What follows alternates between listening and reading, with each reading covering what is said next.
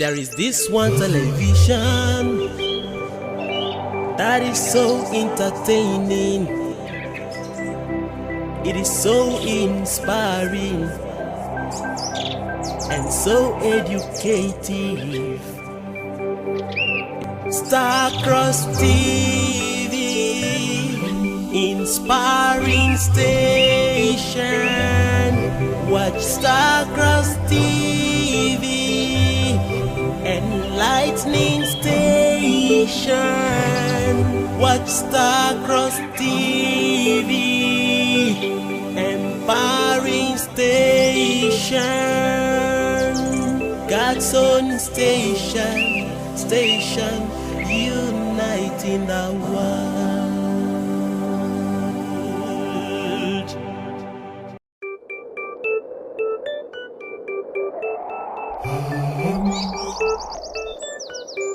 There is this one television that is so entertaining. It is so inspiring and so educative. Good morning, good morning, good morning. What time is it there? But for us right here in Nigeria, Calabar precisely, it is a beautiful morning, a beautiful Tuesday morning. I'm so elated. Do you know why? Because we have just one day to say bye-bye to July. And of course, we will be entering the month of Revelation, August. Good morning to you. How are you doing? I hope you're looking beautiful. As always, you're looking handsome. You woke up feeling great because I am so happy and so great. I'm feeling it right inside of me. I don't know for you. All right, so this is just my 2 cents for this morning. I would like to say that, clouds can always be dark sometimes, but when it becomes dark, know that rain will fall. And when rain falls, know that life comes to play. What do I mean? Whatever you're going through in your life, know that there will always be a raining day to bring in those happiness, the joy, and testimonies that you have always been seeking for. And definitely, it is around your corner. I'm feeling it. I can see it. Whatever you've been praying to God for, it's right in front of you, and you will be having it this month. Good morning to you once again. I am Peace Smith. You're watching us all the way from Starcross Television, and it is the Morning Star Breakfast Show where we seek to enlighten, educate, and also inspire you. And of course, I'm not here alone. I have wonderful souls. I have beautiful souls right here with me. So I love to start with, I love to call her Sharp Mama.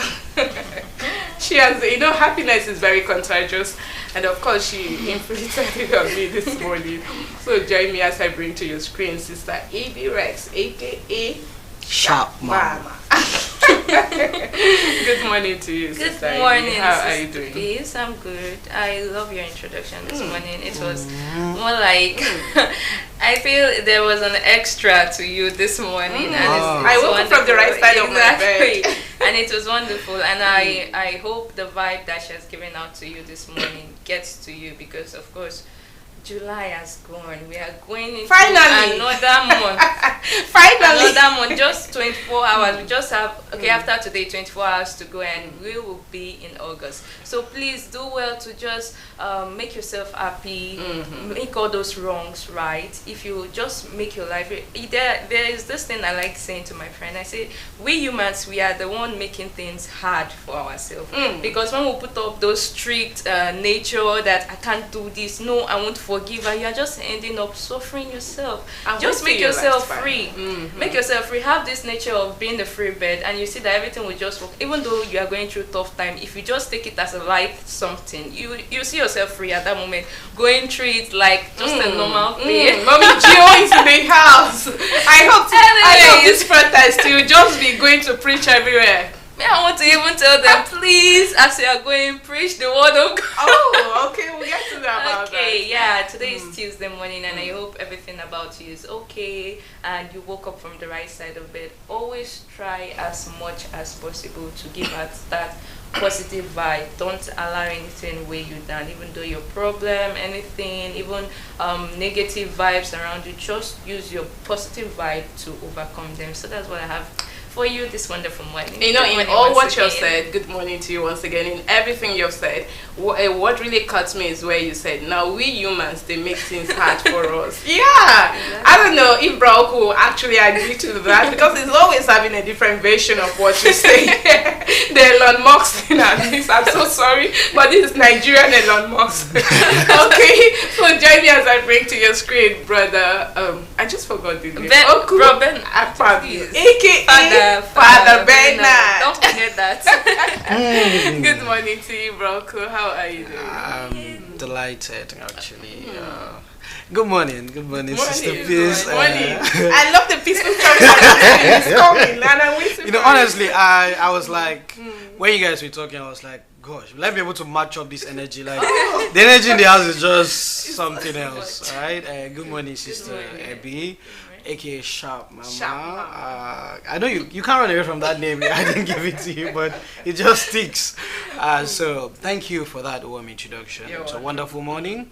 It's a beautiful day here in the city of Calabar, and I hope it's a beautiful day wherever you are. Like I always say, good afternoon and good evening, depending on where you're watching us from.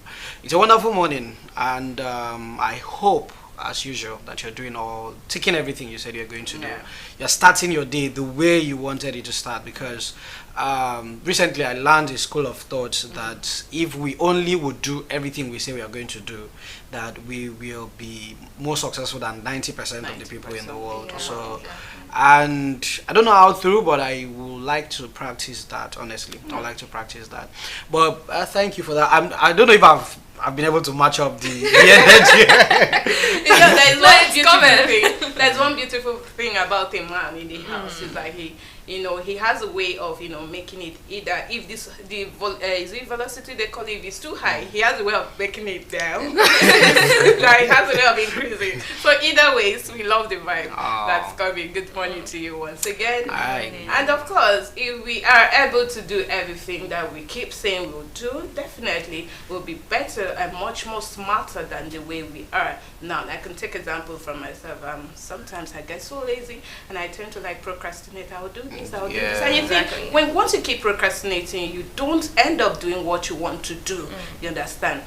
You keep seeing yourself stuck. I feel In one you place, just true. put yourself in, because let's just say you had something doing and you have been able, maybe you want to get a job, you just go out there to put those interviews, or maybe you have one or two things you have been putting down to take care of, want to and you achieve. go out to achieve them. You see that you'll be a step ahead of where you Yeah. are. Exactly. But if you don't, or if you keep piling them up, let me just sleep, let me just do this, let me leave this, but that's how life is. Yeah. I took example from myself. That's how life is. You understand? You True, see you know what yourself I mean. still in one position. That's true. That's the truth about it. But thank you so Procrastinating. much. Yes, thank you so much, bro Oku. That was beautiful. It's it's not the Splendid. last day. It's not the last day, but we still have one more day to go, to say goodbye to July and hello to August. What you have for us. So, bro Oku, let's get to hear from you. From talking about first to today's 30th, and of course tomorrow will be 31st. Let's see, have you been able to achieve anything? In short, what are you grateful for? Let me just put it that way. For July, right? Yeah, what are you grateful for when it comes to July? Okay, what have I really achieved this July? Well, I think I've achieved a lot. Oh, I'm okay. also grateful that I was able to. There are a lot of meetings that I was, there are some of those things Elon like Musk. reading books, and there are some of those books that you're just scared of. You'll be like, it's not as if you are scared of it as per snake, but you are scared of it as per it may be difficult Or and lived in a stuff. stressful.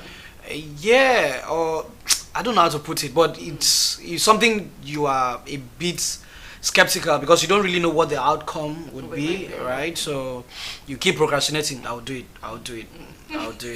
So, but luckily, I think I was able to do a lot this July, although it hasn't really yielded, but at least I did all At of least them. you had an effort to Yeah, it. Okay. and I also believe that come August, in fact, there's also something I want to pick from what you said. When you started, you mentioned something about dark clouds, Clouds, and when there are dark clouds, there will be rain. Although I wanted to counter, I wanted to be like, you're always having a different version. I wasn't sure when I said you're always having a different version to life. Okay. I actually wanted to be like, rain still when there is sun. Like, there are sometimes you see rain when there is sun. But then to myself, I was like, well, those rains are not as serious as the ones with the dark clouds. Like the rain, so then I almost defined everything for myself. I was like, okay, that means if your rain is falling when there is sun, it's not very serious. It's not very serious. That means it could be that your blessing may not be serious if you don't have a dark cloud. And Bro, you know me, I like dreaming big. You know me, I like dreaming big. So I hope that my dark clouds turns to heavy rains. Yeah, so that will bring sunshine. that will bring lots of. Is it? Yeah, that will bring sunshine. But heavy rain actually to fall this August. All right, that's beautiful. Okay. Thank you. So that is what I've actually done everything this July. Okay. So I'm hoping we reap everything. Okay, being that you've been able to do everything, so let's just say, what are you grateful to God for? What's that particular thing? Well, I'm always grateful for life, Okay. but I'm really grateful for actualizing these things that I These just things, mentioned. okay. Although I may not be able to like point out one, I think it's not really humble to like point out but then I'm grateful to God for giving me life, number one. Like, I know most times you underrate life, right? So first of all, I'm sorry, God. That's if life actually brings limes on you or something. No, And I makes mean, you like, cry. That's when you underrate it. yeah, I mean, like, sitting here right now, like staying alive. We underrate it so much. It's like the biggest gift that has been given to us. Exactly. Like when we always say, if we give you 100 million today, $100 million or $100 billion today, just for you to die tomorrow, would you collect it? Everybody will be like, nah. So that means you waking up tomorrow is more important than having $100 billion today, right? So because of that, No. I'm sorry, sir. I'm sorry for not being so grateful. Like, I think we really underrate life. We really underrate waking up every day. Like this simple thing, sitting here, being able to talk, being able to sit. And so, first of all, that's what I'm grateful for. Then I'm also grateful for all of the meetings I actually had to attend this July, the travelings and a few things. That's beautiful. Okay, let's move ahead to Sister A.B. Rex. So, let's get to know what are you grateful for? Have you been able to achieve anything in this July, or you're planning ahead? I know Gemini, we know how to let's do it some other day and all that. So. Okay, I'm actually grateful to God for life. Yeah, Okay. that's the most paramount thing amongst all, because without life, you won't believe in. There's nothing to achieve without Nothing life. to aspire for. Yeah, nothing. So life, I think there's this, I came across this quote where they said life is God. So if you see life as God, I think Life is God. yes, Wow. life itself is God. Okay. So when you're talking about life, you're just referring to God. So I feel we should always be grateful for life. Okay. In other words, we are appreciating God. We are grateful that God is in our midst. So life is very paramount. And another thing, I want to thank God very much for my peace of mind this July. It came so beautiful. I just had that peace of. Though I won't want to mention what led to that, but I think the peace of mind this month Someone is is curious. massive. Someone is curious. You want to mention Don't that? be- So, wait, someone is so no. Don't See. be curious. I'm not. Okay, I just want to point something. Okay. So, you thank God for life, right? But you don't want to mention what made you at peace of mind. So that means it wasn't God. It was God. Not the testimony for the Definitely. spirit. No one will testify in the great hall. Definitely, Okay. God is. It's part of He it. is not fast. He is the master, The center. planner of Okay, everything. okay. Though he is there, he's the one masterminding everything. But there are also other factors he uses. Oh, You get? Papa. Yeah. So these are the Please just factors we're talking about. let just give it there. Then I thank God for so far so good. There are many things I think I have achieved this July, and still working on it, because it has really defined me, made me to know Wow. the kind of person I am, and I think I'm liking it. So coming to Wow. August, I think it will be super fun, and I want to be grateful to God for everything He has For done. everything. Yeah. So that's it. That's beautiful listening. I hope this inspires you to also sit down and have a reason to thank God, you know, for the fact that you're alive, for the fact that you have been able to do what you've been able to do. It's applause for you. Someone once said, I was listening to a TED talk yesterday, was this yesterday or so? Then someone was like, don't be too obsessed about what you don't have, like thinking of how to get these things, but be thankful that where you are right now, that you have reached that point, and there's people or someone out there who is actually praying to get to this point. Where you are. So thank God for the fact that you're alive. You're seeing this day. Thank God for being alive. And every other thing, the Bible says, seek ye first the kingdom of God and His righteousness, and every other thing. He did not say and small other things. He said every other things will be added onto. Sorry, sister, please. Are you trying to tell us? No, I'm not trying to attack you. I'm not trying to attack you, but I'm just trying to know. Are you trying to tell us that you're not going to tell us about your July? Okay. For me, I'm grateful to You God. got that? For me, I'm grateful to God for life. That's very important that I'm grateful for. You know, at least it's not easy when you wake up every day, you see yourself, you can actually, sometimes when I sit down, I'm like, wow. Like we are every day. Like you're a sinner, you can actually, you know, just by looking at someone, you might sin. Just by the thought in your heart is sin. But then God, in His infinite mercy, keeps making us see another day. So I believe it's a huge favor. Like Rocco would always say, we eat God's favor with dirty mouth. So I feel that I am. So I'm grateful for that. And of course, I'm grateful for other things that is still yet to come, because I know it will definitely come. No matter how far or no matter how long it takes, it will definitely come. So as every day goes by, we thank God. Because if He decides to offer you this minute or more, it's over. It's over. That's how it will be like. I can talk, I can move my hand, but then I'm still talking because His grace is seeing me through to talk, to speak. All right, so we will be taking a short break. Remember, it's a beautiful Tuesday morning. We are just here to spice your day, to inspire you, to educate you. Talking about education, we'll come to that. But this morning, we just want to spice your day with a little street interview. Stay glued to your TV set. We will be right back. Let's see how people feels when some other people picks their call. It's just a little spice up for the morning. So we will be right back. Hello, my beautiful people. How are you doing? I hope you're having a great day, because I am having a great day too. I'm Melody Frank, and I'm out here on the streets of Calabar. Today, I will be asking a very vital question. How do you feel when someone picks up your call without your permission? Share it with us on the comment section. We are live on YouTube and also on Facebook. Stay tuned while I bring to you the opinions of the people out here on the streets of Calabar. I'll be right back. I will not feel angry though, but I would ask her, why didn't you tell me before picking? Hello, what's your name? Okay, my name is Andy. If someone pick my phone without any permission, Abi, maybe sometime with my girlfriend or my wife, I will not angry. And maybe sometime you want to check who is calling my phone. At the same time, if it be important call, through my girlfriend or my woman, my son, I can get the information.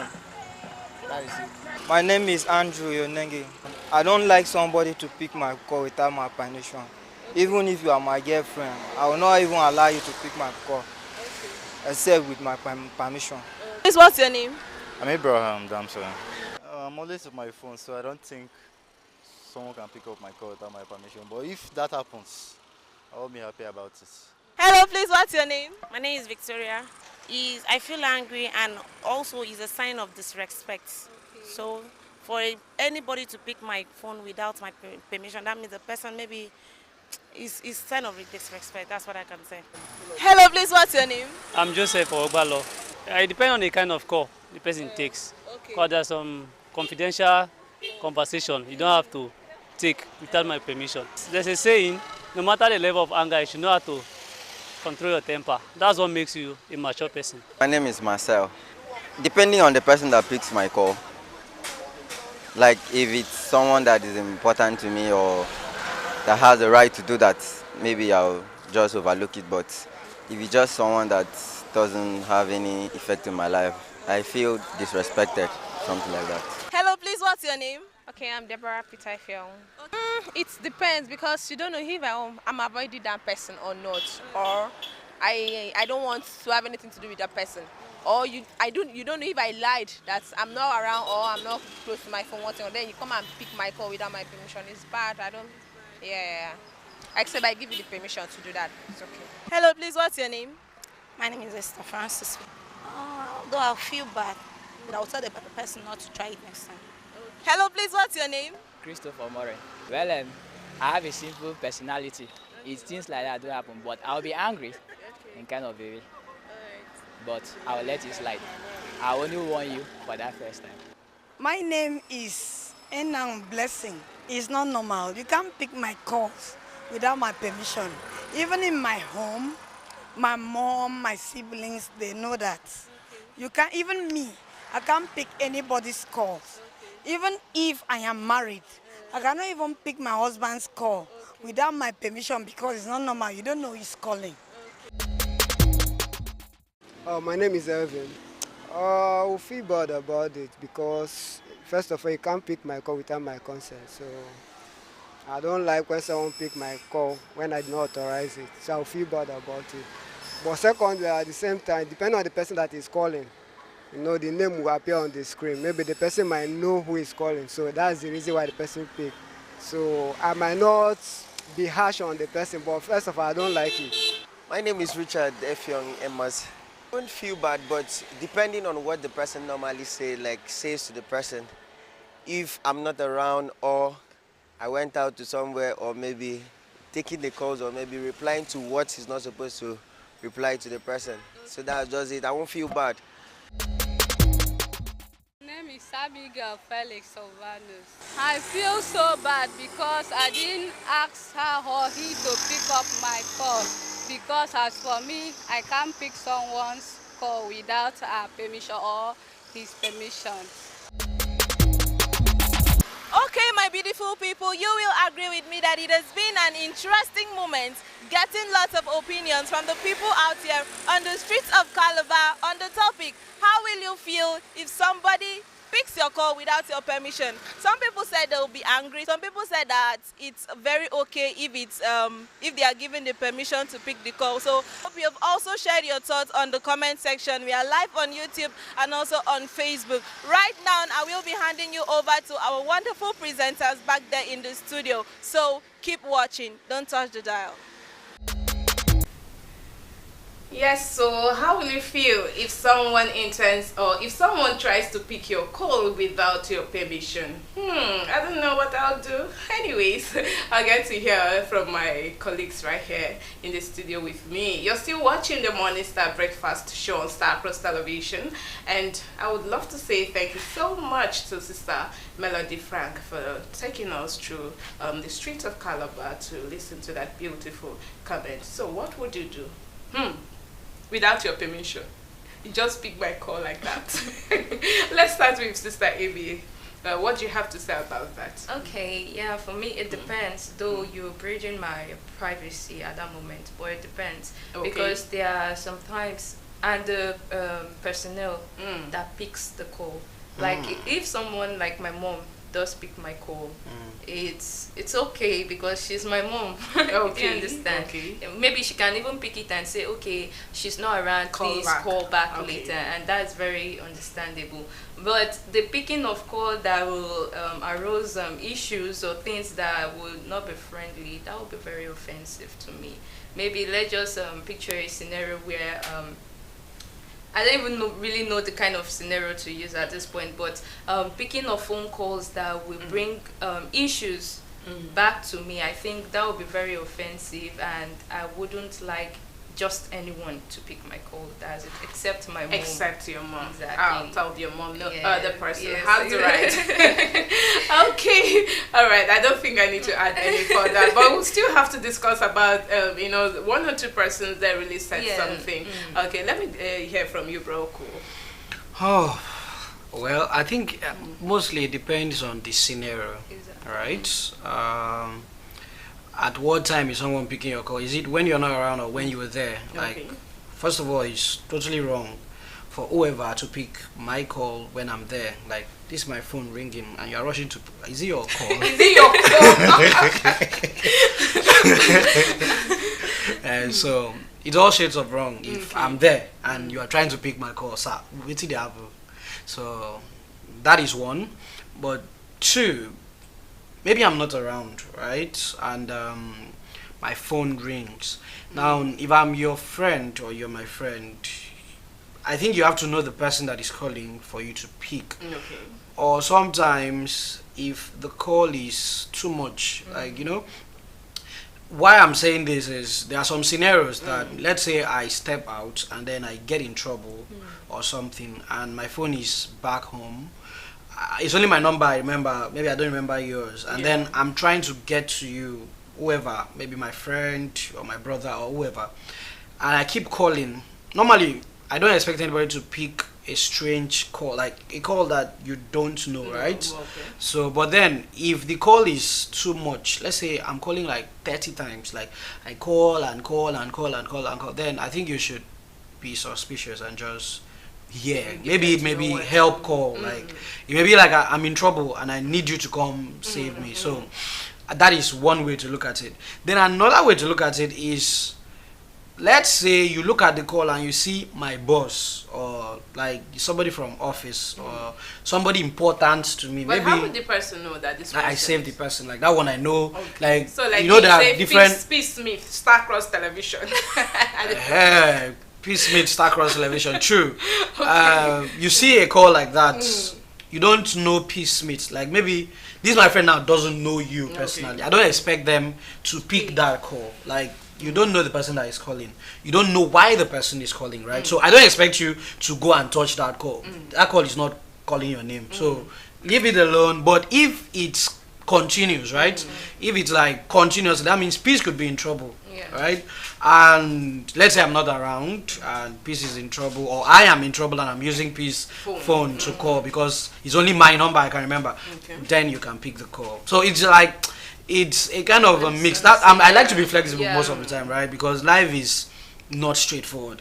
Life is crooked. Life is not, because you can meet a very wicked person and that person is the only person that saves you when you are in an accident. Like, somebody can be the most evil person in your life, and the day you get in an accident, that's the only person that is available, and the person comes, is wicked, no problem, everybody knows that person is wicked, but the person comes there, take you to the hospital and everything, and if you hurt that person just because you know the person is evil, then that person, you may kill your chance of survival. So I think it's not a very straightforward something, because life is not straightforward. Life is all ups and downs, and so depending on the scenario. Because in fact, there's this example I want to give. So there's these two friends. I guess it's a funny one. It's a funny one. It's actually a funny one. It's actually a funny one. There's these two friends I have. They are both girls, right? So both of them know me very well. Like, this other person kind of like works with me, everything, we do almost everything together. So the person knows like my ethics of life, right? Knows my do's and don'ts more than the other person. The other person is like still my friend, we're close, but we don't really do business, right? So now I'm with this one that we don't really do business, and I'm not around. My phone is where that one is. Okay. So this other one that we do business with now called me, and the one that we don't do business with, transactional business, now picked the call. So they started quarreling, both of them, right? So why did they start quarreling? Because the other person picked your call. So this other person was like, why did you pick his call? Do you know? So I don't know if you're like, this one knows that a business call is not supposed to be picked by just anyone. Because imagine I'm trying to get investments, right, from a big firm or a big venture capital, and then they call me. If I'm not around, it's okay that I'm not around. I could be in the bathroom, I could be somewhere, I could be busy. But then they call me and then a girl or anybody is speaking. Then that means I'm not serious with life. Like, why is a girl picking your call, telling us, it's not around, oh, like, is it that big? Anyway, that means he's made it now. So, that is, on that note, people should not really pick people's call, right? So, as she picked the call, this other one was blasting. And like, why would you pick the call? So for some weird reason, she got angry too, and they started blasting themselves. So when I heard the whole thing, it was just funny. In fact, I heard the story before like getting back my phone. Yeah. So it was just super funny. What happened? Say, why would he pick your call? Why would she pick your call? Say, why can't I pick your call? I knew that she was the one calling it. It's alright. So, yeah. I can imagine the scenario. Yeah. So don't pick people's call unless they're in trouble. Unless. But sometimes, because of these strict measures people apply, don't pick my call. A lot of persons that are like, don't pick my call even if I'm not around. Don't pick it. You understand? So that even when they're in distress, and maybe, like you said, you decide to use your phone to call and all of that, or they decide to use a phone to call, you end up seeing that nobody picks that call because he does not like the fact that anyone should pick their call. So it's a good one if we trying to, sometimes let's bring down, how do I even put it? Let's try to measure up how we become disciplined in our own lifestyle. Let's be flexible. Yeah, let's be flexible because it will help us no need a being so whole strict. lot. All right, so that was just to spice your morning. Remember, today we have a whole lot in stock for you. So we will be looking quickly at today in history. We can't just leave that aside without looking at what really happened today, being the 30th day in July. When you're talking about history, what really took place. So today's on Real Wayu. So I'll have to leave the house for Brother Oku Akpabio to help us with today in history. Okay, so straight to business. We have here today in history. In the year 1965, we have Medicare and Medicaid established. Okay, we have a Medicare here, but Elizabeth. Well, that's not the one we're talking about. Sorry about that. So President Lyndon B. Johnson signed the Social Security Act of 1965 into law, establishing Medicare and Medicaid. Okay.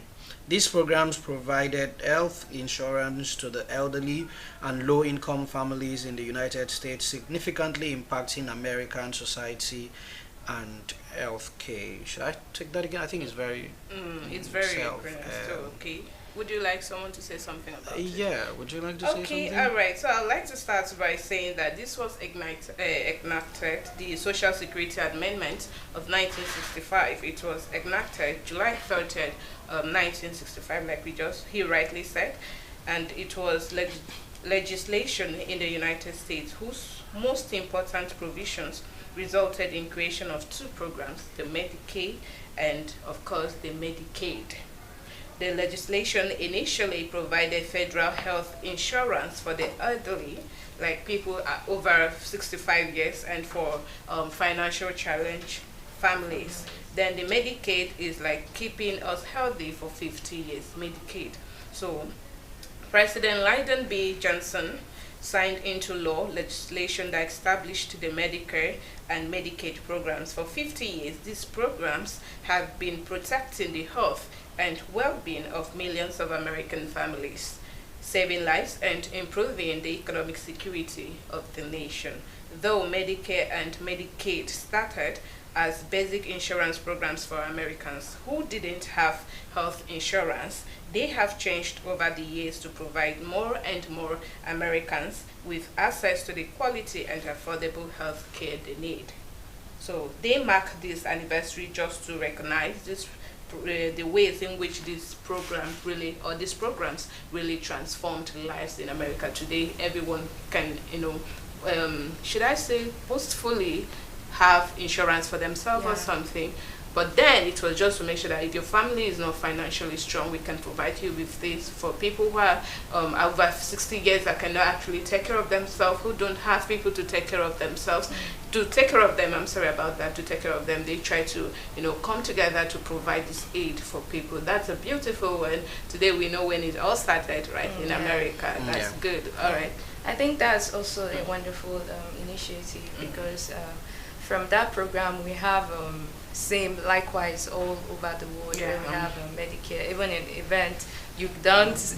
No one can plan a successful event without making provision medical for team. medical team and all of that. So I say kudos to them for bringing that initiative, and it's a wonderful one. That's just a few I have to say. I remember what you said. You said I'm going to add knowledge, a bit of knowledge, a touch of knowledge. All right. So moving forward, we have here the year 1863, Henry Ford's birthday. So Henry Ford, the founder of the Ford Motor Company and pioneer of the assembly line production technique, was born. His innovations revolutionized the automotive industry and manufacturing processes worldwide.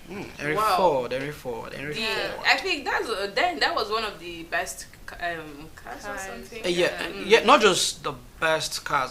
What mostly Henry Ford is applauded for is the industry standard of production. So now, before now, it was very difficult to make cars. Because how cars were made was in a garage. Like, we sit in a garage, try to bring all the pieces together and all of that. So, but Henry Ford founded the Ford Company, you've heard of it.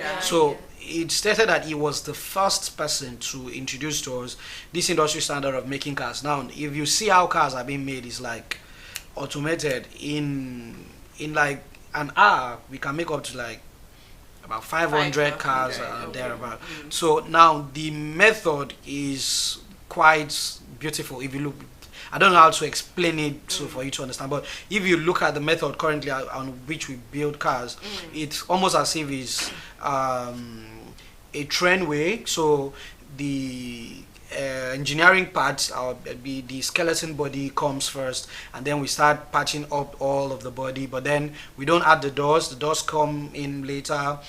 We spray and all of that. Like the spray, everything happens automatically.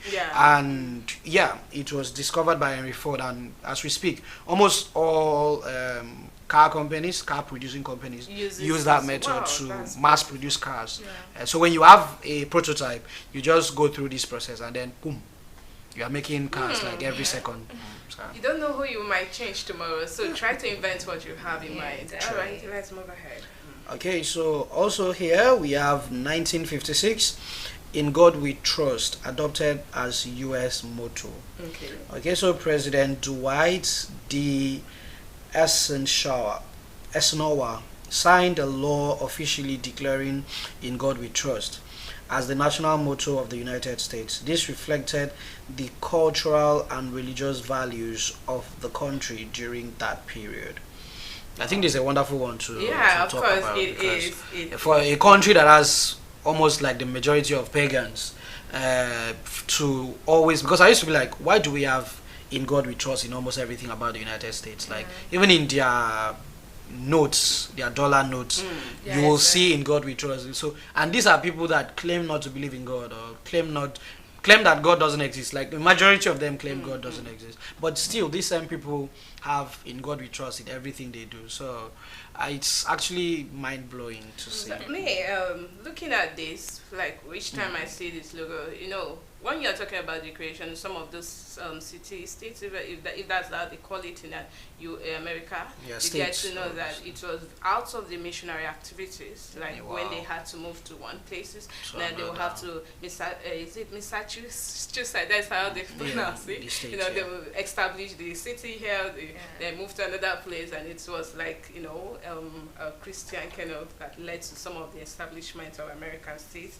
And of course, so sometimes when I see this In God We Trust, I'm like, wow, so America, everything, God is taking care of everything. So I would like to add that it is the official motto of the United States, as well as the motto of the United States of Florida. This one city, right? Still in USA. So alongside with the nation of Nicaragua. It was adopted by the U.S. and Congress in 1956, replacing Out of Many One. Out of Many One. That's another logo. So, all right. So, which had been the de facto motto since the initial design of the Great Seal of the United States. So that's what I want to add. Okay, you have something to add? Yeah, I feel everything has been said already. A touch of knowledge, a touch. Give us a touch. All right, so moving forward, we have here 2003. last old style Volkswagen Beetle rolls off the That's where line. the sound came from. Okay. So the last original Volkswagen Beetle, an iconic car design, was produced in Puebla, Mexico. This marked the end of an era for one of the most recognizable vehicles in automotive history. I don't know if AB had seen a car like that, No, but AB then is new generation. yeah, I don't know Gen if AB Z. has seen a Beetle. Sorry about that. I'm joking. No, but have you seen? Have you seen? You know, then if you don't have that car, that's if you've not actually started lying. And truly, that car was really recognizable. That if even up to today, if somebody drives a Beetle, you will surely You will know look at that it. this is a That's different it. car. Yeah. Yeah, and it used to be There's a exotic. new fashion for it, right? Or a model, should I call it model? Yeah, but I think that design is no more The way it was. not like the way it was. It's like a vintage. You don't use it for your day to day. You know how it was very close to the ground, and the mold or the way it was created is not really meant for high speed train roads and all of that. So I think that's why it was taken off the market. Find me a way. No, Take it out on Friday. Because I remember the one I used to love. Like we had this uncle that had a Beetle, and now in this car he had like some fan. And he was the richest man. He was the richest man, and he had like fan. You know, although there was there was no AC in cars then, so he had fan like this sitting fan somewhere in the car, and so when we are inside the car, the fan will be rolling, like there will be lights on. It's almost like and so, yeah. So that time we'll be like, that means a bigger Beetle will have like a bathroom and have the so yeah. So you wanted to add a touch of knowledge to it. Okay. Anyways, today was the day that the last vehicle was produced, yeah. Because of I think because of the World War. World War II? Yeah, it actually affected the production of that vehicle because as of then, I think that particular sport they used in producing those vehicles was used for a base for weaponized things. So the thing was like, I think to the owner of that particular brand, he was feeling it at that point because he was making money out of it. So when this World War something came into place, it actually cut short his production and all of that, and took over his base where he do produce those vehicles. So I think it's a sad one, but I think it also gave him rooms and ideas for other vehicles to be produced. That's it. All right, thank you so much, Sister Ibi. Broco, let's proceed. All right, so the last but not the least, we have here a 1930 FIFA World Cup trophy.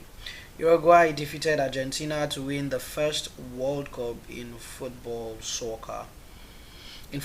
So the first World Cup final was played in Montevideo, Uruguay in 1930 and attracted the participation of 13 teams.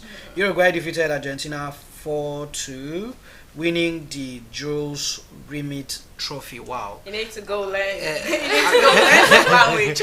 You know what fascinates me is that I didn't know of these facts, right? Like I know a lot about football, but if someone asked me who were the first people to win World Cup, like when World Cup was first introduced, who were the first people, I would not know. And yeah, thank God for today in history. Now I know. It's Uruguay, right? Yeah, Uruguay. And I was not born by this time. I don't know if my granddad was born. It's 1930. Could be. Who knows? I was born. Who be this? Thank you so much. Sister Ibi, do you have something to say? It's self-explanatory. I think everything. I think why they actually took the World Cup there was because they were given independence, so that was just like to celebrate them. And I think they were at the top gear of their game, and they made sure they won that World Cup. I would say congratulations to them. At least the ball was not brought to their home and taken back by another people. So I say congrats to them. That's all. Okay, that's all we have for you for today in history. At least today you know that one important personality, Henry Ford, was born today, who actually invented default Fordism default car. And of course, you know about is it Mercedes? Is it Benz? Which one?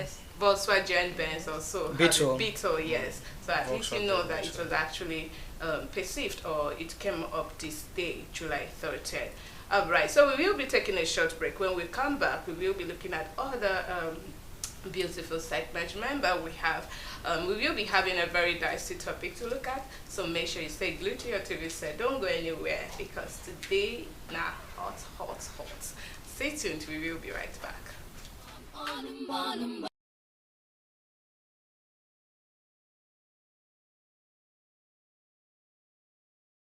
Boy, come on and by. Boy, come on and by. Boy, come on and by. Boy, come on and by. Terrain and fee on and by. Boy, come on and by. Terrain and fee on and by. Oh, boo. Andi nyango wo, andi wamo wo, andi ma wo, andi nyango wo. All them baba for you, all them baba yeni ma, all them baba for you, all them baba yeni ma. Andi wamo wo ye, andi karu wo, andi famo wo ye, andi nyanga. All them baba for you, all them baba yeni ma, all them baba for you, all them baba yeni ma. Boy, come on and ba, boy, come on and ba. Boy, come on and ba, boy, come on and ba. Boy, come on and ba, terrain and fee on and ba. Boy, come on and ba, terrain and fee on and ba. Boy, itoro, boy, itoro, boy, come. Korafu anam deste ekanwo mike mekendinam afu amanam sete yen mike mekendinam afu amanam sufano wo mike mekendinam bodo nyene enyene fiyobo bodo nyene tore nyene fiyo ete. Boy, come on and ba, boy, come on and ba. Boy, come on and ba, boy, come on and ba. Boy, come on and ba, terrain and fee on and ba. Boy, come on and ba, terrain and fee on and ba. Oh, boo. Kiri se umbanamde, kiri se umbanamde. Oh, yesimi oyo idara, odolum bafondido. Yesimi oyo idara, odolum bayene dima. Kiri se umbanamde, kiri se umbanamde. Oh, yesimi oyo idara, odolum bafondido. Yesimi oyo idara, odolum bayene dima. Boy, come on and ba, boy, come on and ba. Boy, come on and ba, boy, come on and ba. Boy, come on and ba, terrain and fee on and ba. Boy, come on and ba, terrain and fee on and ba. Oh, boo. Ikponye mi wikotowo, obi nemeni yo. Uneganye mi wikotowo, koweto beni yo. Utomolumba wikotowo, koweto beni yo. Papanari mani yo, ulumbarari kodi yo. Papanari mani yo, ulumbarari kobodo. Boy, come on and ba, boy, come on and ba. Boy, come on and ba, boy, come on and ba. Boy, come on and ba, terrain and fee on and ba. Boy, come on and ba, terrain and fee on and ba. Oh, boo. Boy, itoro, boy, come. Boy, itoro, boy, come. Korafu anam deste ekanwo mike mekendinam afu amanam sete yen mike mekendinam afu amanam sufano wo mike mekendinam bodo nyene enyene fiyobo bodo nyene tore nyene fiyo ete. Boy, come on and ba, boy, come on and ba. Boy, come on and ba, boy, come on and ba. Audio Jungle.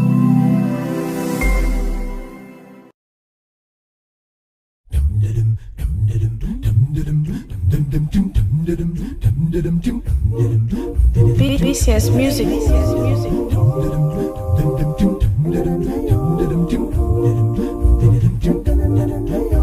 Olumba is my number one. Olumba is my number one. Olumba is my number one. Olumba is my number one. My God and my King.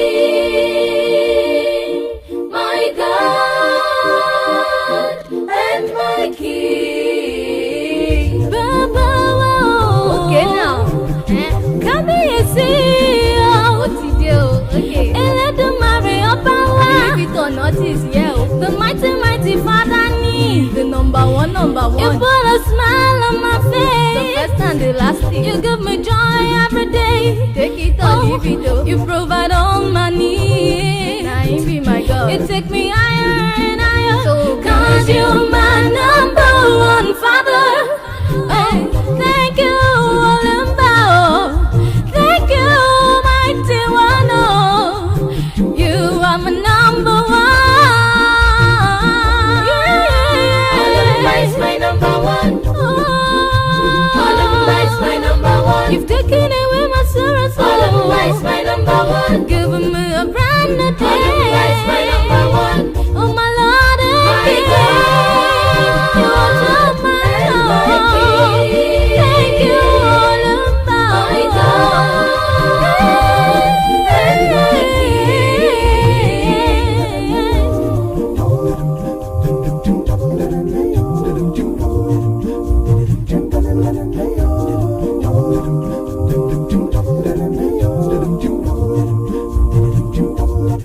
I wanna tell you a story. Tí Olumba ṣe fún mi. I want to tell you a story. Tí Olumba ṣe fún mi. Money where I get so Olumba give am to me. Motor where I dey drive so Olumba give am to me. The house I dey build so Olumba give am to me. The life where I dey live so Olumba give am to me. Tell me that thing where you get, where Olumba no give to you. That thing where you get, where Olumba no give to you. Oh, oh, oh. Ẹ bá kọrin fún wọn. Oh, oh, oh. Olumba is my number one. Ẹ bá kọrin fún wọn. Olumba is my number one. Ẹ fún lógo. Olumba is my number one. Oh, oh, oh. Olumba is my number one. My God and King. My God. My Lord and Master. And my King. His holiness, oh. My God. Kabiyesi. Kabiyesi.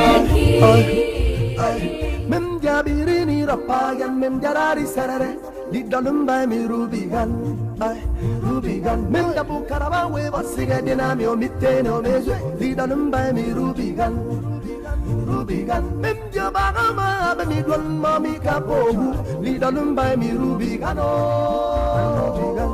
Hola to number one, hola to number one, hola to number one, hola to number one. It be more to number one, hola to number one. Champion spirit, you know the fellow, you know the fellow. Olumba is my number one. You know the fellow, Tono. Olumba is my number one. You know the fellow. Olumba is my number one. Olumba is my number one. My God and King. My God. My Lord and Master. My King. His holiness, oh. My God. Kabiyesi. My God and King. My Lord and Master. His holiness, oh. Kabiyesi. My God and King. My Lord and Master. His holiness, oh. Kabiyesi.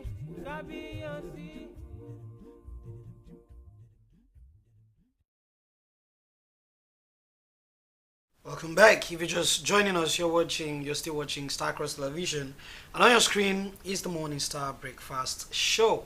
Sorry for my voice. It's okay. Like they say, blessed is he among the women, blessed is he among the sisters. I'm here with two beautiful sisters still, as you already know, Sister A.B. Rex and Sister Peace Thank you. Smith, Thank you. aka Prof, and aka Sharp. Sharp. All right, so we'll go straight into the business of the day. Although before we went on our short break, we had a wonderful look at today in history. It was super educative, but we are going to the serious part of today. So I would like briefly just introduce the topic of today to you. The topic is something you should pay attention to. So how does that guy use? I don't know if you guys know this Josh Too Funny. What does he say? Jot the note. I mean, do you know what I'm talking about? Yeah, I know him, but I can't really Get do some jotha and jot the note or something like that. Okay. So can spirituality be used to justify harmful practices like religious fundamentalism? Let me go again. So can spirituality be used to justify harmful practices? Now, just to add a little light to this before I ask my learned colleagues here some questions, can spirituality be used to justify harmful practices? Now, I will not want to pinpoint on any religion, but generally, me and you can tell that there are so many. Now, when I talk about religion, don't underquote it to just Christianity or Muslim. There are like more than 6,000 religions as we speak currently on the planet. So, and wherever you are, if you just start believing in anything and you start acting on what you believe, you have created a religion. Like that's basically what a religion is. So can you use spirituality to justify when you are conducting harmful practices? Can you use spirituality to justify when you are killing people? Now there's this notion that most people say in some religion that if you kill, there are 7 virgins waiting for you in heaven, right? And that is a harmful practice because I believe if you can Sorry about that. if somebody can hurt you or kill you and you would not like to not exist because you are not there anymore to tell if you love dying, right? So but then if somebody can hurt you and you don't like the experience, it's also not good for you to do. So anything that you would not like anyone to do to you, I think is an harmful practice. And can you use spirituality to justify that? Because most people will say we are trying to go to heaven, like let's kill so we have 7 virgins in heaven. I don't know if sisters also looks for 7 virgins in heaven, but then that's on a lighter note. So can we use spirituality to justify all of these harmful practices? I will start with the first question, and this first question will go to our double prof. Oh. She wasn't Wait, why am I accepting that title? Okay. Or why are you accepting it? Because I think you'll become a prof one day. Amen. Yeah. Amen. I won't forget this day. I have to write it down. Yeah. All right, let's move Okay. ahead. So, how can we distinguish between authentic spiritual practice and those used to justify harmful ideologies? So, how can someone immediately notify? Because you know there are some of these religions that they gather people and tell everyone to cut their blood, and those are still religions, mind you. Yeah, cut their skin, and I don't know, for some weird reasons. So how can we distinguish between the authentic spiritual practices and those used to justify harmful ideologies? How can we distinguish I between would the like to two? start by saying that the mind has a way of being constructed to what you have been meant to believe in. You understand? Let's just say you are in a place, a circuit, where you believe that, oh, when you did this thing, it's right. That's how your mind works. Oh, this thing is right. So you coming to tell me that, oh, this thing is wrong, I will be like, maybe you are the rebel. You understand what I'm trying to say? So I've, over time, always be like, what you feel is moral to you might not be moral to me. And what I feel is moral to me might not be moral to you. But then we live in an age where we all have that subconsciousness of what is good and what is bad. That's why sometimes when you see someone, maybe the person has always been, you know, always, should I use the word killing people and all of that, and or stealing or something, at some point you see the person having the change of mind to be like, oh, I've been killing people, or I've been doing this, that means not right, I'm taking a life that I cannot give. Yeah. That mindset, that subconsciousness just starts coming, and you start knowing that, oh, what I did is wrong. So what am I saying? Being able to determine, between what is true spirituality and what is not true spirituality. I think that comes with that subconsciousness. Today in the world we have Christians, like, you know, that, oh, God exists, there is the existence of Lord Jesus Christ, and he's telling us, don't do this. If you do this, you go to hell. You know, understand? If you do this, you are not my disciple, you are not Christ-like, you are not Christly, and all of that. And we have been trained in that way. Now tomorrow, you or I as a person, I meet people who believe in the opposite of what I've been believing in. To them, they might see it as it's right to them, but me coming, I know that this thing is wrong. Then the ability for me to convert them to the way or to my own morals, and then them seeing reasons to it, because there's always joy in living with people. This unity, this love, you're laughing, you are not feeling any guilt, because definitely when you take life, there will always be a guilt. My brother will always say, those people don't have conscience and all of that. They have killed their conscience before doing anything. But to me, because we have that will, God has given us that will as a person right from birth. In short, right from coming to this world, we have that will to be able to decide what is good and bad. Everybody knows, no matter the religion you are, whether you are this, whether you are that will of being able to, like, if I do this thing is right, if I do this thing is wrong, is there, is innate in you. You understand? So the ability for you to, when that will decides to work, let's just say maybe you have been clouded by what the society has felt you to be. I remember growing up as a child, you always see, you know, as a BCS, you always see little children who really do not understand religion as a whole. Would be like, that's, I will be running away. You understand all this kind of mindset. I'll be like, these children, what do they know? You know, then as young as I would be like telling my mom, these children, what do they know? That they immediately know how to differentiate between, oh, this church is not this and this church is not that. My mom was like, because their parents is indoctrinating that in them, the church is indoctrinating that in them. So as when they grow up, they start, maybe they have decided to explore, you know, to make research and all of that. They now understand that, oh, okay, this one is this one is, let's just say religion is people choices. You understand? So for the fact that you are here doesn't mean you're a bad person. It's just what you do.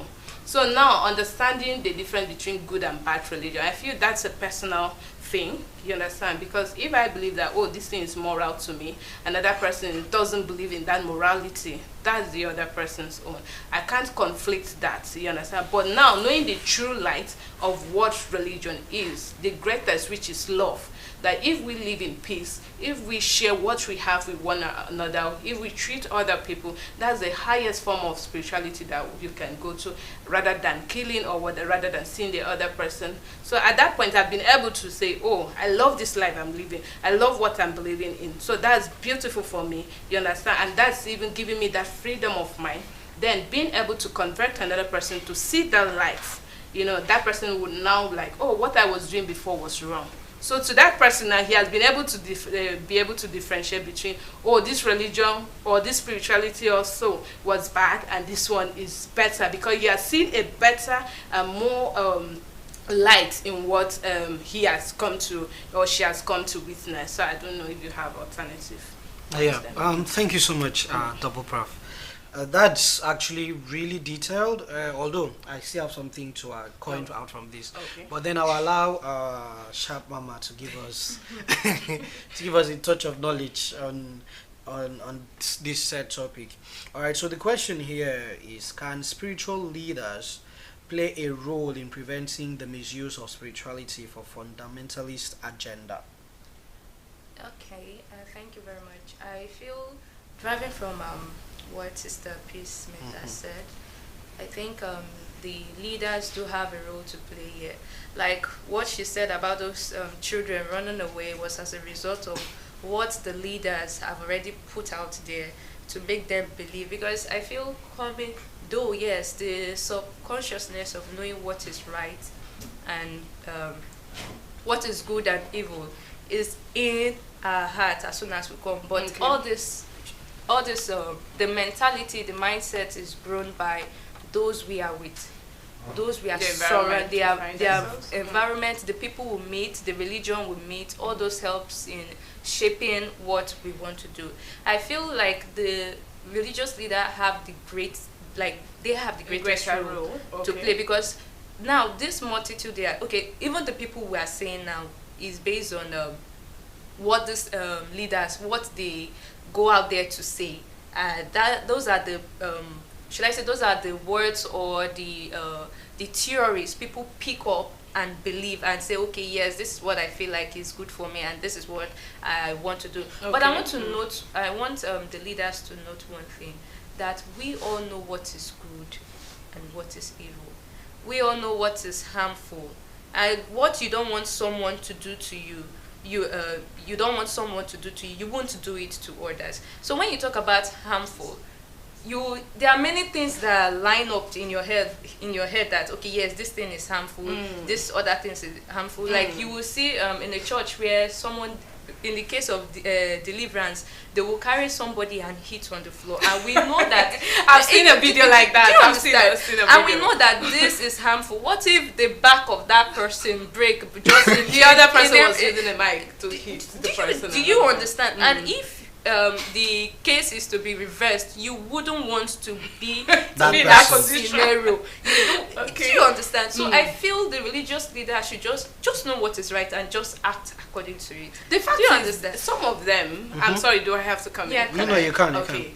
The fact is, some of them, not that they don't know what is right to do, but there is, when you actually have something you are gaining from that particular place, there's this joy when you know that, oh, a lot of persons believe in me, a lot of persons look up to me, and all of that. So in a bid to steal that, feeling, that aura, you tend to see them trying to, do something extra. Yes, divert their attention to what is truth. Because if they get to know what is truth, they might turn out to, run to the other part of the world. Then you as a person, okay, let's look at the proliferation of churches today in the society. You get to see, like, we step to this, you see this ministry, step to this. I'm sorry, I'm not trying to make any person feel bad or something, but then you get to see all those different places and all of that. What is the aim of that? You can know it.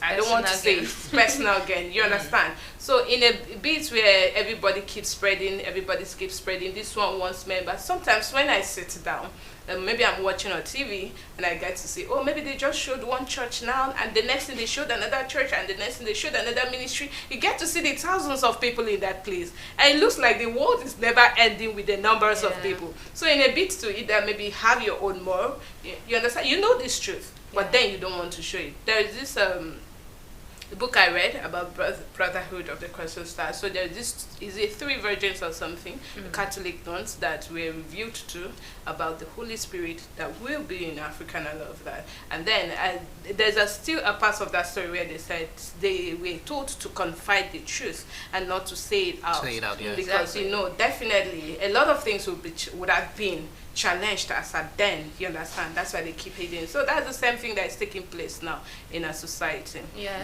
Exactly. Okay, You still have something to add? I feel the church leaders, exactly, they are the one to be held responsible. I almost thought you wanted to say they are the ones spoiling it. They are the ones to be held responsible for this religious belief and the harmful practices that are associated to it, because their sole aim, not all though, their sole aim is just to look at their pockets.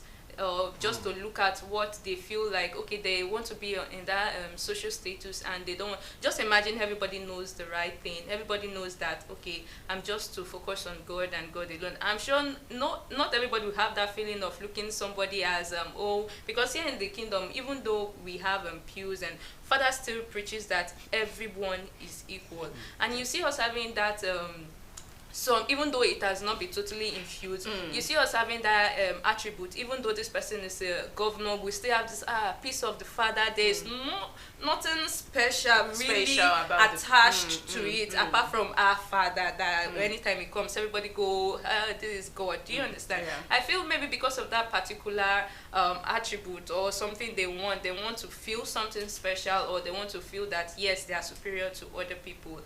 They just end up putting practices that will make it look more extra. Some work on people's heads. Yes, that's the thing, to work on their minds. And all those things. But I remember I had an encounter with a student in Unical, like this year 3, and the girl was like, because almost everybody knows that I'm going to brotherhood. And I also had an encounter with my lecturer, and I stated some few. I said, you get facts. Yeah, I get facts. A touch of knowledge. Touch of knowledge. Thank you very much. I was like, do you know what? It's not as if BCS, I can't come claiming to you that BCS is indeed perfect. Do you understand? Or is the best and all of that. You within yourself, judge yourself. Like, just hold on to those practices that you feel that it is good for you to do. Have you list down those things that are harmful, those things that are good, and those things that are right? Use those criteria to judge where you are, if it is good for you. Because me, where I am, I feel that those things, where I am today, I can even speak to you boldly because of the place I am. It has helped to shaping my mindset, my thinking to a better position, in short, to a very positive position. Because I can't say, come to my place, that is where you see salvation.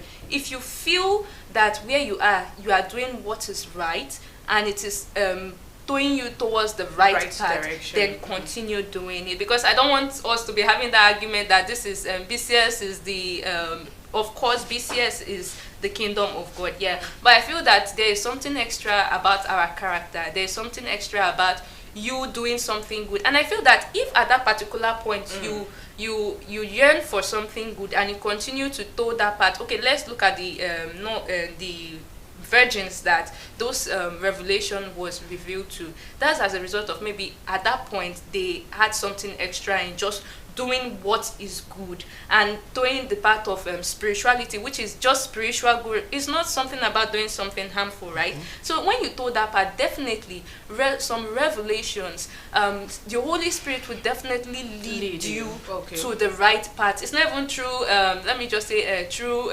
visioning or through problem being solved. It's just that direct Holy Spirit of truth leading you to the right path. So I feel the leaders, the religious leaders, are to be held responsible, because we have thousands and thousands of people believing in their theories, believing in what they give out. Because we have Christianity, of course, we have Muslim. I also have an encounter with a Muslim friend one time ago that we had some few chats. So I feel the religious leaders, if they can make it right, then everything will be right. That's all I have to say. Thank you so much. That was like really, really detailed. And even just to add a little to that, I think I had a meeting yesterday with someone that is a pagan, right? So this person doesn't believe in anything. According to him, he said he believes in science. But he mentioned something that really correlates with what we are talking about. And just like you said, the religious leaders have to be held accountable. Like, he was like, whatever you create, Oku, you should be responsible for it, right? Whatever happens in the space you created, you should be responsible. We should be able to hold you responsible for whatever happens. So in this case, he was trying to talk about a tech person that created a tech platform that actually hurts people, and then this person cannot regulate this platform to help.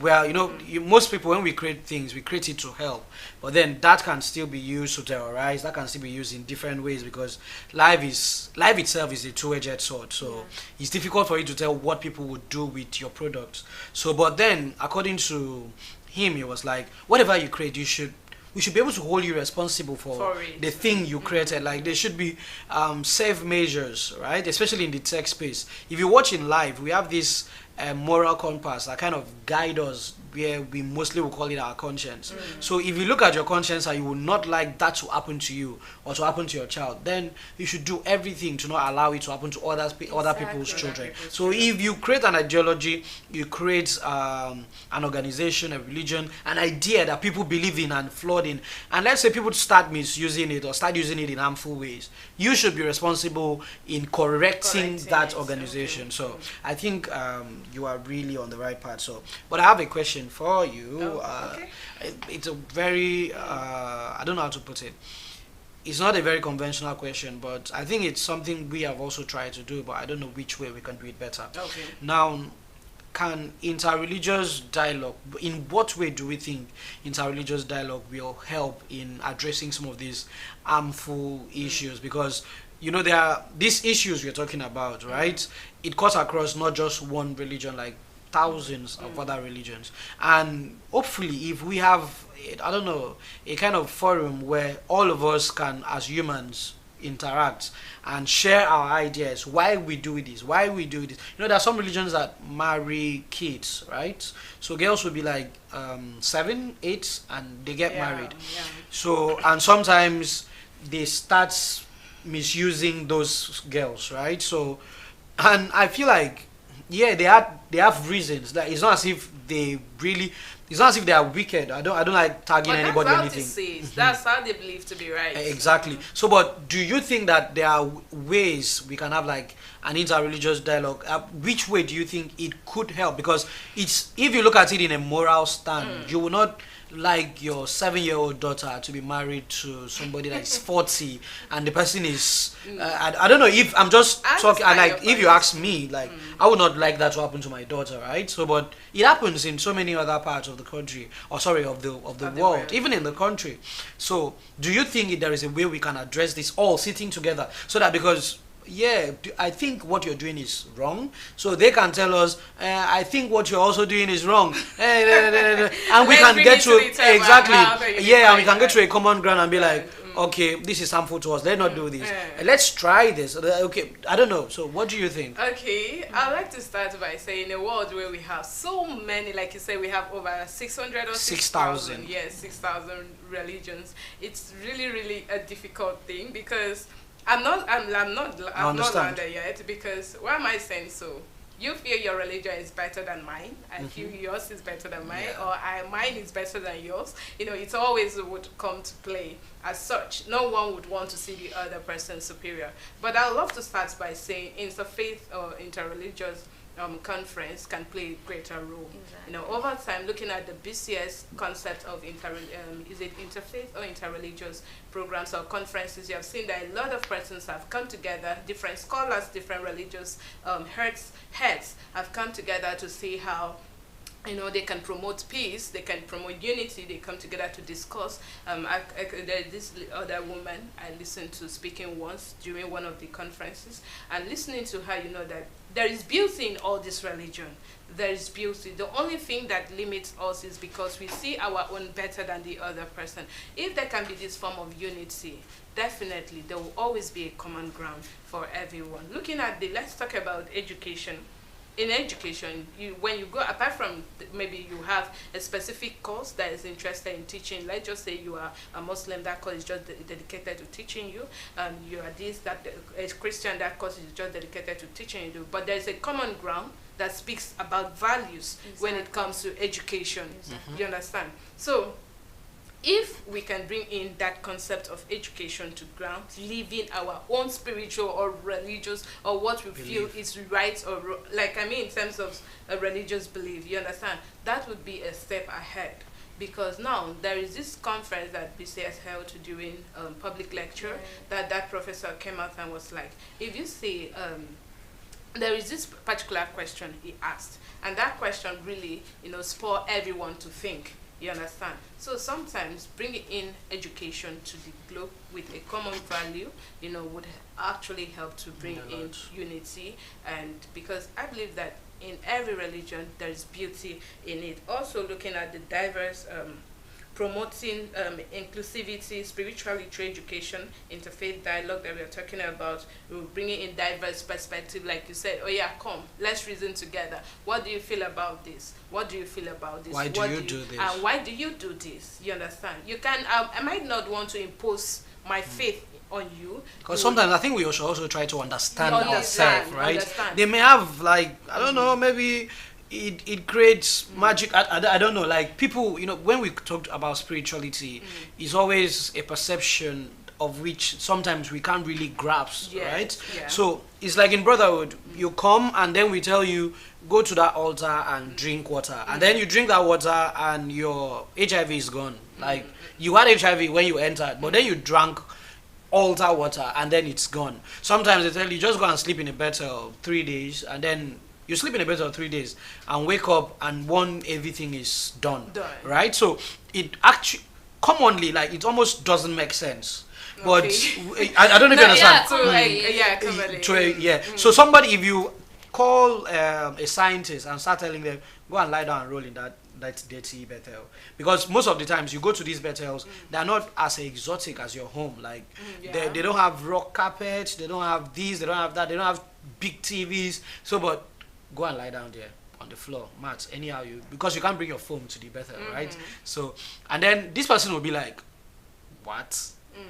Not understanding that this actually takes away our problems. Like, this actually heals sicknesses that doctors cannot comprehend. And then we go back to the hospital and you are being tested and this thing is no more there. So I think we should try to understand ourselves. And then also to add to that, there's one thing about all these people, no matter what, whether you're a philosophical student or a professor in philosophy, or you're a scientist, you have gone to space, come back and all of that, or you are a astronaut and all of that, whatever you are, I feel they still believe in this natural force that exists. Yeah, we here see it as God. They might see it as a force, just a neutral force or something, but they still believe in this. And now looking at that one belief, that we believe that no matter what, we are connected to a source. Exactly. You understand? That means there could be something about that source that we all unanimously agree on.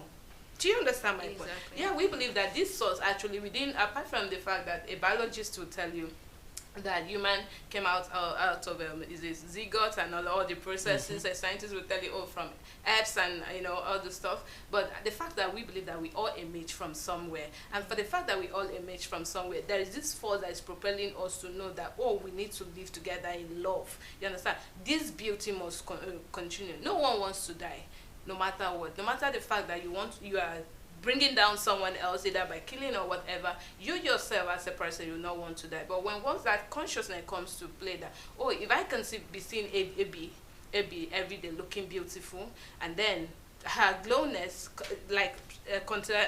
I have that same flair to it, and it also catches up with me. I can also glow, and the other person sees life the same way. You see that it would be a beautiful thing. So I believe that there is need for interfaith dialogue, and over time it has been helping, because when you bring your diverse perspectives to the table, we look at it, we discuss about it, we see how better we can do these things. We can't live by killing one another. We can't live by you seeing the other religion as the least of its kind. I also remembered when one of still during the conference, he's an atheist. He said something that the society tends to push them away, makes them feel like, they don't belong, simply because they don't actually believe in the existence of God. But when we try to understand the essence in every religion, knowing that everyone has freedom of worship, but that doesn't change the fact that we owe each other the right to existence, the right to live, the right to love, you understand, the right to worship, you understand, the world will be a better place. So that's my summation. All right, thank you so much, Sister Peace. I think we'll go on a short break, but then when we come back, we will kill this topic. Like, we will before we and also our call lines are open, our YouTube page is open, our Facebook page is also live, so you can comment on your question or your own side, your own 2 cents. Right thing, say, let's get to hear about yours. Exactly, you can also bring your own 2 cents. But then before we go on this short break, I just want to drop a question that we can ponder on, so when we come back we answer. This question is targeted to somebody, but I'm going to ask another person. Now I'm going to ask you. Okay. So who do you think is targeted to now? Me. Alright, so the question is, can cultural or historical concepts shape our spirituality, or cause us or put us in harmful ways when we talk about spirituality? Now, why I'm mentioning this is in so many ways, I feel personally that our culture do affect in almost everything that we do. Because we go to the church, some churches, and you still see that some people that come with this, they come to church, no problem, but they have this other thing they come with from home, right? There are some people that be like, in their culture, you cannot touch my head. Like, don't. If you touch my head, I kill you. Right? So then let's go on a short break, and when we come back, we will tackle that. Stay tuned. We'll be right back.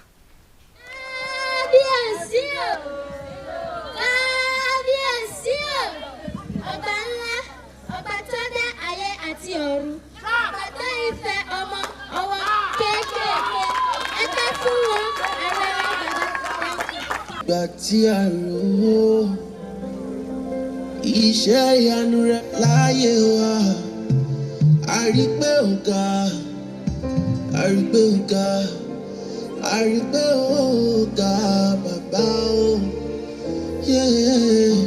Nígbà tí a rò ó, iṣẹ́ ìyanu rẹ̀ lórí ọmọ lọ́jọ́ ìbí o, a rí pé ó ga, a rí pé ó ga, a rí pé ẹ ga. Mo nígbà tí a rò ó, iṣẹ́ ìyanu rẹ̀ láyé wa, a rí pé ó ga lórí Ọláníwájú, a rí pé ó ga bàbá o. Nígbà tí a rò ó, iṣẹ́ ìyanu rẹ̀ láyé wa, a rí pé ó ga, a rí pé ó ga, a rí pé ẹ ga púpọ̀. Na na na na. Let's do this. Ọmọ bíi tí mo ti bẹ̀rẹ̀, ọmọ bíi tí mo lé, ọmọ bíi tí mo ti bẹ̀rẹ̀, ọmọ bíi tí mo dé mo wá ní gbogbo lóye o.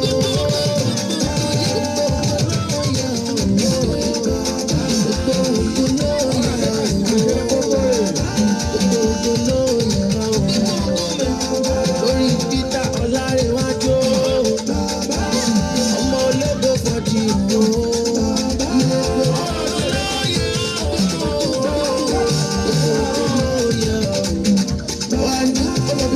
Ọmọ bí tó máa dé, ọmọ bí tó ti bẹ̀rẹ̀, ọmọ bí tó bá jẹ́ nínú gbogbo ewu. Kí ló pa ẹ̀wọ̀n ọ̀rọ̀ gbogbo nǹkan lóye lọ́rùn.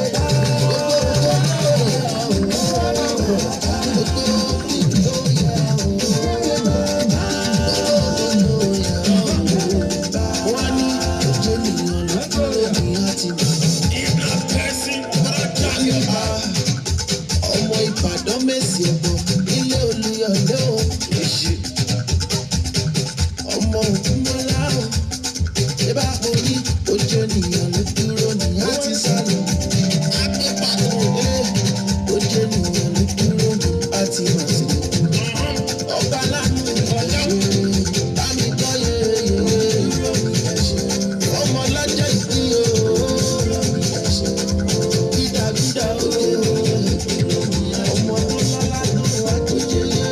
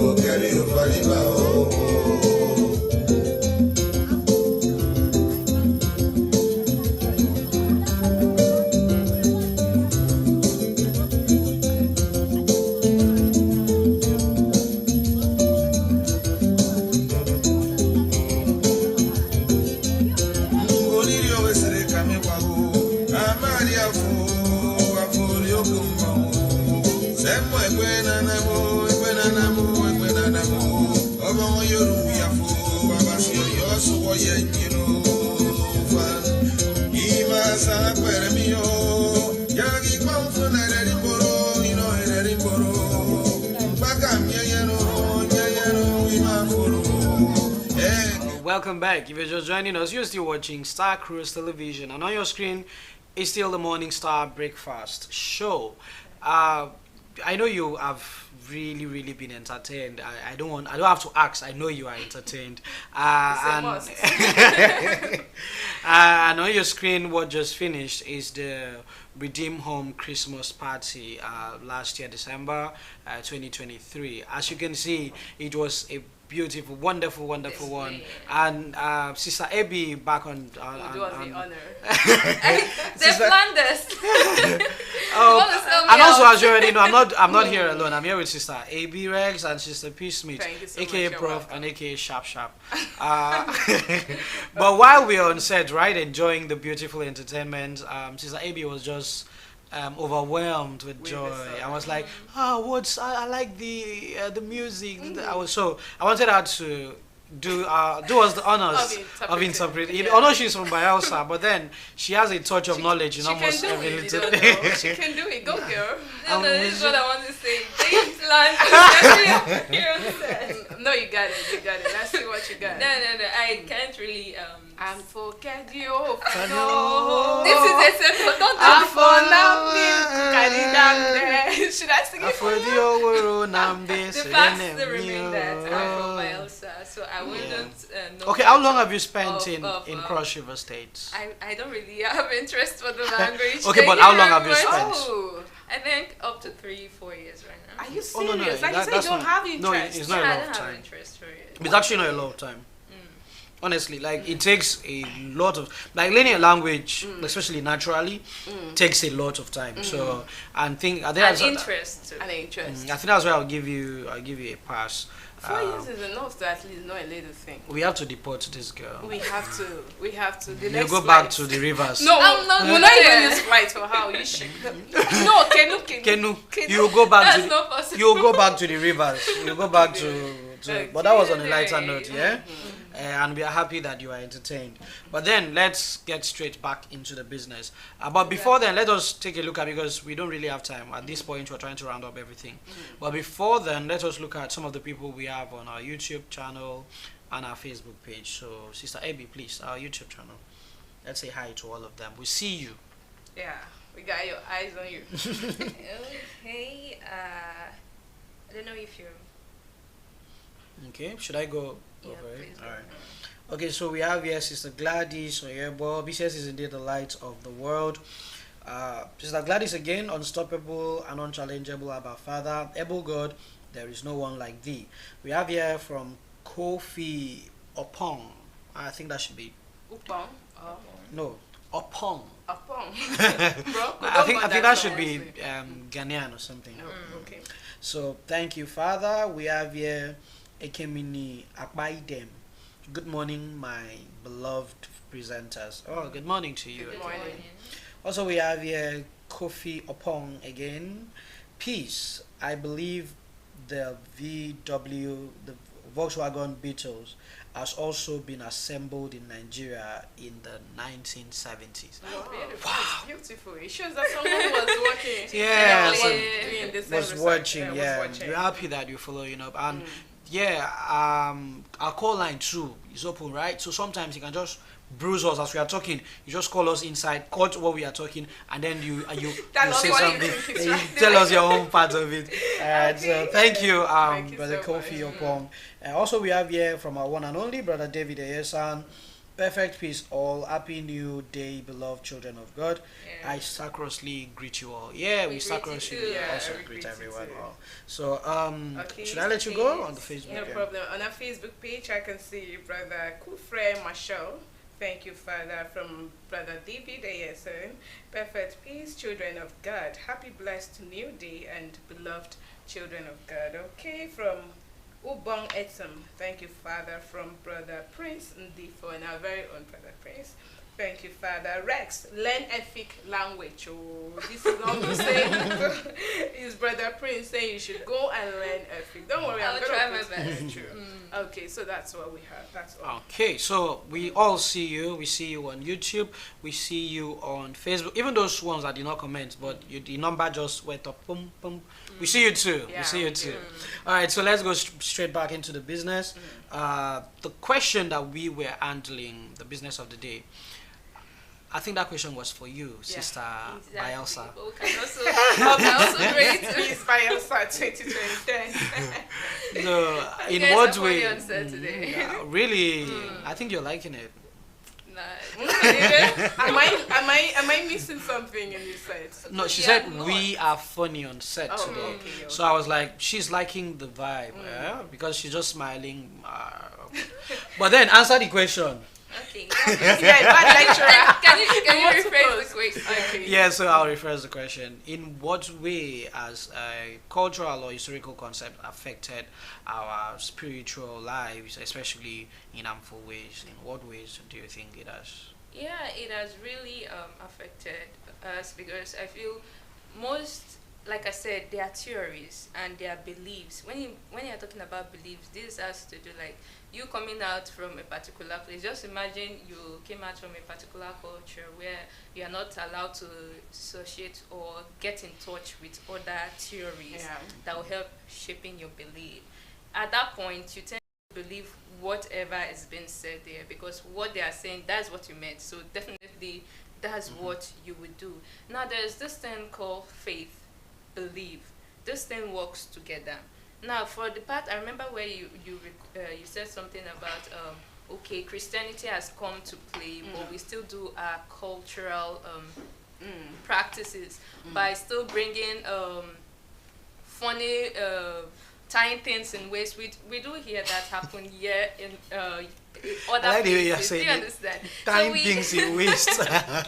like on our waist. And funny enough, you will see that that is the first belief they came encounter with, and at that point they believe that that is what works for them. Do you understand? That theory of faith, it do exist, faith and belief. If that particular thing cannot be applied to what you intend doing, I think that is just a shade, like you don't really believe or you don't want to do but then, that. sorry, does that hurt anybody? Like, does that cause harmful? It depends on how you tend to depends use on it. how you use it. Or they So- have been using it. So I just tie something on my waist and then everybody's angry. Like, why should they be angry? Maybe Like, at some some people- point. Some wait. people tie turbans on their waist and you don't get angry. So why? would Bro, I- don't do this. You know the concept of context are really Actually, No, you know, it's like I'm sitting in, I'm trying to sit in the shoes of these people, right? So if you can tie something on your waist and then I'm not angry, why is it that the one that I'm tying, I haven't covered itself? He's making you angry, he's paining you. But anyways, okay, if you're finished. No, just. But anyways, I would like to say, people time. It depends on what that person tends to, Use it wrap for, if it's around. harmful. Yes, if it's harmful. When you're talking If it's about, harmful, it's to him now. yeah, Let's say the person no, tie absolutely. tortoise or match. I'm coming. okay, People don't just tie. Sometimes let's leave the modernized way of what people do now, Yeah. young ladies do now. Then let's look at them. Sometimes people have maybe Charms. I don't want to use that word. Something, attached to that, spiritual something attached to that. Then when you're looking at the traditional society as at then, maybe they say this child was meant to come, go, a lot of times. So you they'll tie have and to keep the tie person. things around. It all had implications. I can remember there's Exactly, this particular novel I read then in secondary school that the child would come, go, and once and all of that. So I don't see it, it depends on what you tend to make out of it.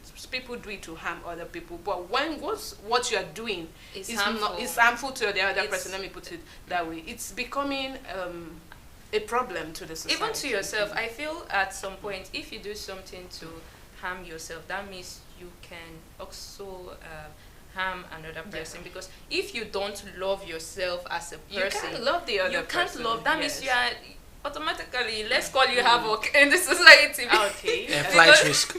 Do you understand? Because at that point, you can just harm yourself, and that can also be applied to, that same scenario can also be applied to other people that are close around you. So I think that's all I have for this All particular right. question. It was super wonderful talking to these two learned colleagues. Of yours. of mine. And also, thank you also for staying glued to your TV screen and also staying with us and keeping in touch, because some of you have kept in touch. We've seen some of the comments. We still have a lot to discuss, but then this is where we will draw the curtain, right?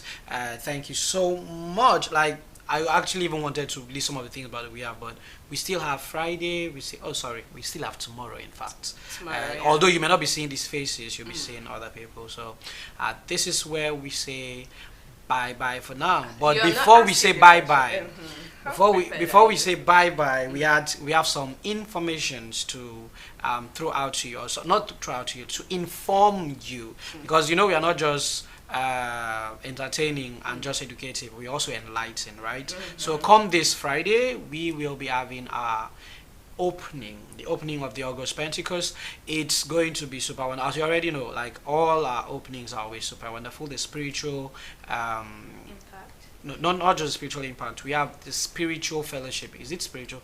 Okay. Spirited fellowship. We've been discussing about like spirituality. So I'm like conflicting between the fact spirited and spiritual.